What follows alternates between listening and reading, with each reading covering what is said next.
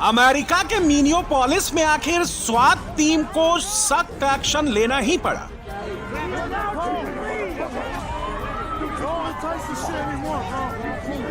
Team ने हिंसक हो रहे प्रदर्शनकारियों को सड़क से खदेड़कर किनारे लगा दिया।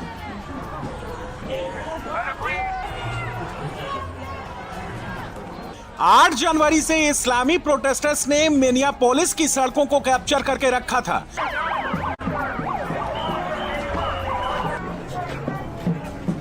अमेरिका की immigration and custom enforcement agency यानी आईसीई के खिलाफ मिनियोपोलिस का यह इस्लामी प्रोटेस्ट हिंसक होने लगा था। अमेरिकी स्टेट में अमेरिकी सरकार की नाक के नीचे अमेरिकी वर्चस्व को चैलेंज किया जा रहा था। प्रेसिडेंट ट्रंप भी इनसे परेशान हो गए थे। 2 दिन पहले ही उन्होंने इस्लामी प्रोटेस्टर्स के खिलाफ सख्त एक्शन की चेतावनी दी थी। अमेरिकी प्रभुत्व को चुनौती दे रहे ये लोग ज्यादातर सोमालिया मूल के मुसलमान हैं। इनके बारे में आम समझ यही है कि ये अवैध तरीके से अमेरिका में आए। धीरे धीरे उनके पास कुछ दस्तावेज हो गए और अब वो अमेरिकी होने का दावा करने लगे और अमेरिका के नागरिक अधिकार चाहते हैं।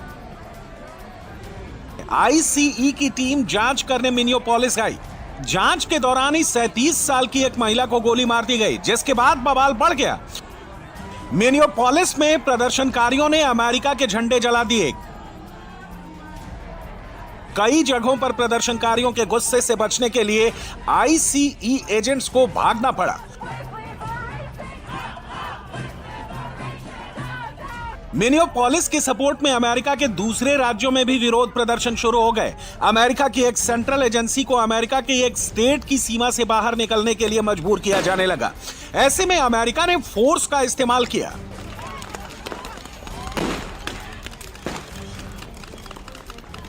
स्वात टीम सड़क पर उतरी और मिनियोपोलिस में शांति हो गई।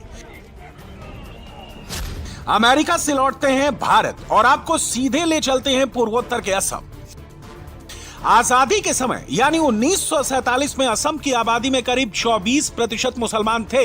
1951 की जनगणना में भी 24% मुस्लिम आबादी दर्ज है। लेकिन धीरे धीरे मुसलमान बढ़ते रहे और बढ़ते बढ़ते आज असम में इतने मुसलमान हो गए हैं कि वो असम में सरकार बनाने और सरकार गिराने की हैसियत में आ गए हैं। 1951 की जनगणना में असम में 24% मुसलमान थे। 2011 की आखिरी जनगणना में असम में मुस्लिम आबादी का हिस्सा बढ़कर 34% हो गया। मुख्यमंत्री हेमंता बिस्व शर्मा का कहना है कि 2026 आते आते असम में मुस्लिम आबादी 40% हो गई है। असम में कुल 35 जिले हैं, जहां के 15 जिले मुस्लिम बहुल हो चुके हैं। अगर मुस्लिम आबादी कंट्रोल नहीं की गई तो बहुत जल्द ही असम में 50% मुसलमान हो जाएंगे। तब जम्मू कश्मीर के बाद असम दूसरा मुस्लिम बहुल राज्य बन जाएगा। उसी असम में प्रधानमंत्री नरेंद्र मोदी का दौरा हुआ। मोदी ने इस दौरे में इधर उधर की बात नहीं की। नरेंद्र मोदी ने सीधे समस्या की जड़ पर वार किया।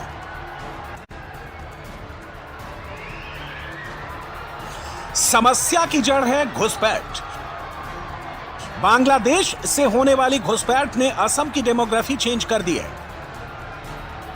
प्रधानमंत्री इसके पीछे कांग्रेस की तुष्टीकरण की नीति का हाथ देखते हैं। कांग्रेस ने असम के साथ क्या किया? सिर्फ सरकारें बनाने के लिए, कुछ वोट पाने के लिए असम की मिट्टी को घुसपैठियों को सौंप दिया। कांग्रेस ने दशकों तक असम में सरकारें बनाई। इस दौरान लगातार घुसपैठ बढ़ती गई और इन लोगों ने, घुसपैठियों ने क्या किया? इनको असम के इतिहास, यहां की संस्कृति, हमारी आस्था से कोई सरोकार नहीं था। साथियों, ये घुसपैठिए आबादी का संतुलन बिगाड़ रहे हैं, हमारी संस्कृति पर हमले कर रहे हैं, गरीब का, नौजवान का रोजगार छीन रहे हैं, आदिवासी क्षेत्रों में धोखे से लोगों की जमीन पर कब्जा कर रहे हैं। ये असम और देश की सुरक्षा दोनों के लिए बहुत बड़ा खतरा है। साथियों, कांग्रेस से आपको बहुत सावधान रहना है। कांग्रेस की एक ही नीति है, घुसपैठियों को बचाओ, घुसपैठियों की मदद से सत्ता पाओ। पूरे देश में कांग्रेस और उसके साथी यही कर रहे हैं। बिहार में भी इन्होंने घुसपैठियों को बचाने के लिए यात्राएं निकाली, रैलियां निकाली, लेकिन बिहार की जनता ने कांग्रेस का सुपड़ा साफ कर दिया। अब असम की जनता की बारी है।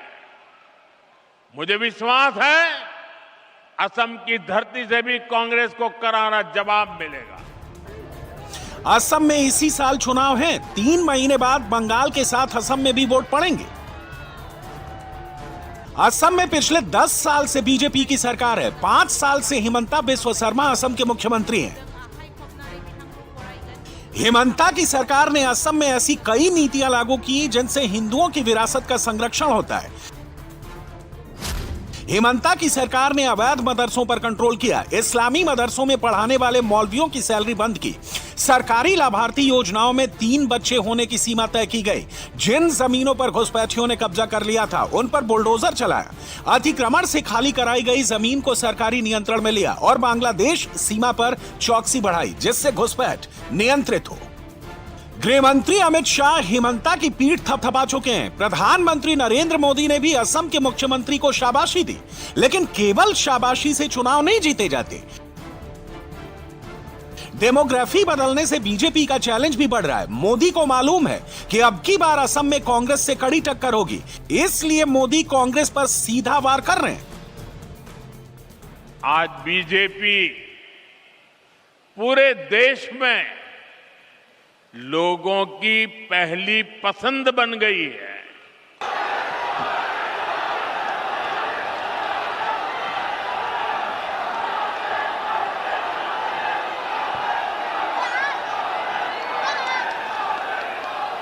बीते 1-1.5 वर्षों से बीजेपी पर देश का भरोसा लगातार बढ़ता जा रहा है। हाल ही में बिहार में चुनाव हुए, वहां 20 वर्ष बाद भी जनता ने बीजेपी को रिकॉर्ड वोट दिए हैं, रिकॉर्ड सीटें जिताई है। 2 दिन पहले ही महाराष्ट्र के बड़े शहरों में मेयर और पार्षदों के चुनाव परिणाम आए हैं। मुंबई, जो दुनिया के सबसे बड़े निगमों से एक है, वहां की जनता ने पहली बार बीजेपी को रिकॉर्ड जनादेश दिया।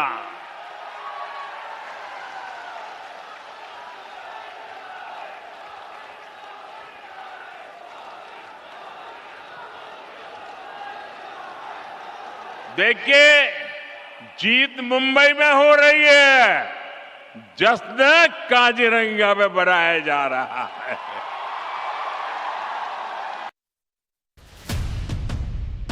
नरेंद्र मोदी ने असम में जो रेड लाइन खींची है, वैसी रेड लाइन मोदी ने बंगाल में खींची है।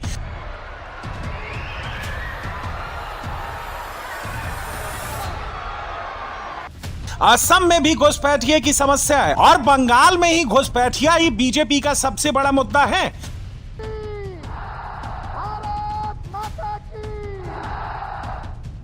बीजेपी का मानना है कि असम की 40% मुस्लिम आबादी के पीछे सबसे बड़ी वजह घुसपैठ है। इसी तरह बंगाल में 30% मुस्लिम आबादी घुसपैठ की वजह से हुई है। असम में बीजेपी ने हिंदू वोट का एकीकरण कर दिया है, इसलिए वहां 10 साल से बीजेपी जीत रही है। बंगाल में बीजेपी को अभी हिंदू वोट का एकीकरण करना है। असम में बीजेपी 65 से 70% हिंदू वोट तक घुस चुकी है। बंगाल में वो 50% पर है, उसे 70% तक जाना है। असम में वोटर लिस्ट का स्पेशल रिवीजन यानी एसआर हुआ। बंगाल में वोटर लिस्ट का स्पेशल इंटेंसिव रिवीजन यानी एसआईआर हुआ। दोनों में अंतर यह रहा कि असम में बीएलओ एक एक घर गए और वोटर लिस्ट का फिजिकल वेरिफिकेशन किया। बंगाल में एक एक वोटर को खुद से गणना फॉर्म भरना पड़ा। हेमंता बिस्व शर्मा की सरकार ने खुशी खुशी स्पेशल रिवीजन करवा लिया। असम में कोई विवाद नहीं हुआ। दूसरी तरफ ममता बनर्जी सरकार ने बंगाल में एसआईआर रोकने के लिए सुप्रीम कोर्ट तक दौड़ लगा दी। नरेंद्र मोदी को अपना पॉइंट प्रूव करने के लिए किसी सबूत की जरूरत नहीं है। पूरा देश देख रहा है कि ममता बनर्जी की सरकार किसका संरक्षण कर रही है। प्रधानमंत्री जब मालदा में थे तो उन्होंने घुसपैठ की बात की। प्रधानमंत्री गुवाहाटी में कामरूप कामाख्या गए तो वहां उन्होंने घुसपैठ की बात की। नरेंद्र मोदी वापस बंगाल के हुगली में सिंगूर आए तो तीसरी बार उन्होंने घुसपैठिए की बात की। टीएमसी ऐसे गिरोहों को संरक्षण देती है जो घुसपैठियों को सुरक्षा देते हैं, उनके लिए फर्जी डॉक्यूमेंट बनाते हैं। साथियों, समय आ गया है जब घुसपैठ को भी पूरी तरह रोकना होगा। और जो लोग बीते दशकों में फर्जी कागज बनाकर यहां घुल मिल गए हैं, उनकी पहचान करके उन्हें उनके देश वापस भी भेजना होगा। ये काम कौन कर सकता है? ये काम कौन कर सकता है? ये काम कौन कर सकता है? ये काम कौन कर सकता है? ये काम आपका एक वोट कर सकता है। आपके वोट की ताकत है। आपका वोट ये सारे सपने पूरा करा सकता है। बीजेपी को दिया आपका एक एक वोट घुसपैठियों को भगा सकता है। यूपी में हिंदू हित, बिहार में हिंदू हित, महाराष्ट्र में हिंदू हित, बीएमसी में हिंदू हित, बंगाल में हिंदू हित और असम में भी हिंदू हित। जब चुनाव में हिंदू हित से विजय मिलती हो तो फिर नरेंद्र मोदी को बदलने की जरूरत क्या है? बीजेपी को जब से बटेंगे तो कटेंगे वाला फॉर्मूला मिला है, तब से हर चुनाव में यही फॉर्मूला चल रहा है। संघ प्रमुख मोहन भागवत ने भी कह दिया है कि जब तक भारत धर्म के रास्ते पर है, तब तक भारत विश्व गुरु है। मोदी और भागवत में मतभेद की फॉल्ट लाइन ढूंढने वाले लोग आंखें खोलकर देख लें, कान खोलकर अच्छी तरह से सुन लें और गांठ बांध कर रख लें। सरकार और संघ में हिंदू हित पर कोई मतभेद नहीं है। नरेंद्र भाई को, मुझको या हमारे जैसे अनेक लोगों को ड्राइव करने वाली एक ही शक्ति है। आपको भी वही शक्ति ड्राइव कर रही है।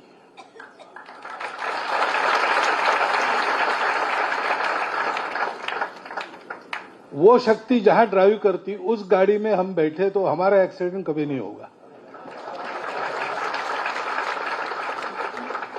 उस ड्राइवर का नाम है धर्म। धर्म पूरे सृष्टि का ड्राइवर है।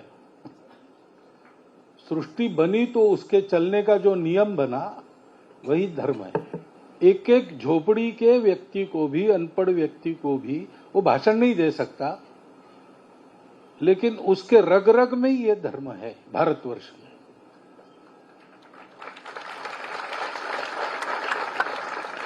तो जब तक भारतवर्ष को धर्म ड्राइव करेगा, भारतवर्ष विश्वगुरु रहेगा। राम और श्याम का नाम लेकर इस देश में लोगों तक अपनी बात पहुंचाना आसान है। करोड़ों हिंदुओं के साथ संवाद का यह मॉडल महात्मा गांधी ने इजाद किया था। नरेंद्र मोदी ने उसे नेक्स्ट लेवल तक पहुंचाया है।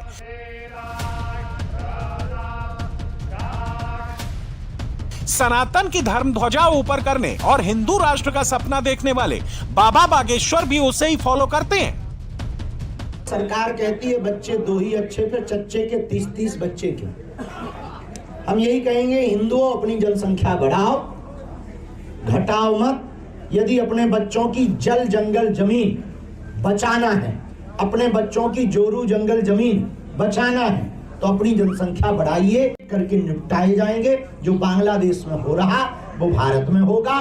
तो इसलिए कम से कम 4 बच्चे। अब हमारी शादी हुई नहीं, वरना प्लानिंग भी बताते।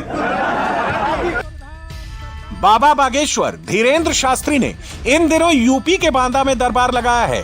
बांदा के लोग तो बाबा को सुन ही रहे हैं। उनकी बातें यूपी से आगे बंगाल और असम तक भी पहुंच रही हैं। हिंदुस्तान का आम हिंदू ऐसी बातों पर चीयर करता है, इसलिए बाबा हिंदू हित की बातों पर रामदाना बांटते हुए चलते हैं।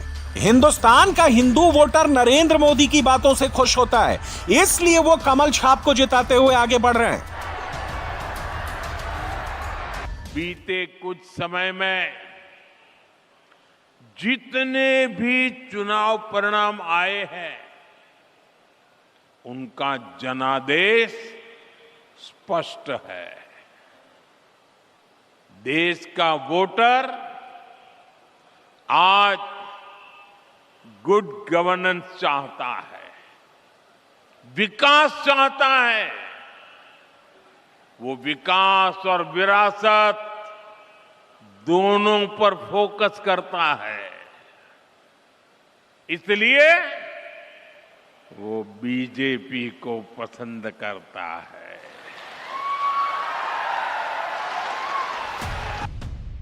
नरेंद्र मोदी हर चुनाव को गंभीरता से लड़ते हैं। बीजेपी किसी भी चुनाव में ढील नहीं छोड़ती। बीएमसी चुनाव में भी बीजेपी ने सारी ताकत लगा दी। वहां मुकाबला ठाकरे से था। बंगाल में लड़ाई ममता से है, फिर भी मोदी को मालूम है कि नेशनल लेवल पर उनका मुकाबला ठाकरे या ममता या अखिलेश से नहीं, नेशनल लेवल पर राहुल गांधी की कांग्रेस से ही मोदी की भिड़ंत होगी। इसलिए वो कांग्रेस को लपेटते हुए चल रहे हैं। इन चुनावों का एक और संदेश है। कांग्रेस की नेगेटिव पॉलिटिक्स को देश लगातार नकार रहा है। जिस मुंबई शहर में कांग्रेस का जन्म हुआ था, वहां वो आज 4थे या 5वें नंबर की पार्टी बन गई है। जिस महाराष्ट्र पर कांग्रेस ने सालों तक शासन किया, वहां कांग्रेस पूरी तरह से सिमट गई है। कांग्रेस देश का भरोसा खो चुकी है, क्योंकि कांग्रेस के पास विकास का कोई एजेंडा नहीं है। ऐसी कांग्रेस कभी असम का काजीरंगा का भी भला नहीं कर सकती। 2 दिन में 2 राज्यों के तूफानी दौरे खत्म करके नरेंद्र मोदी दिल्ली लौट आए हैं, लेकिन अभी तो बस शुरुआत हुई है। घुसपैठ के मुद्दे पर मोदी ने जंग का ऐलान किया है। अंजाम मई में दिखेगा।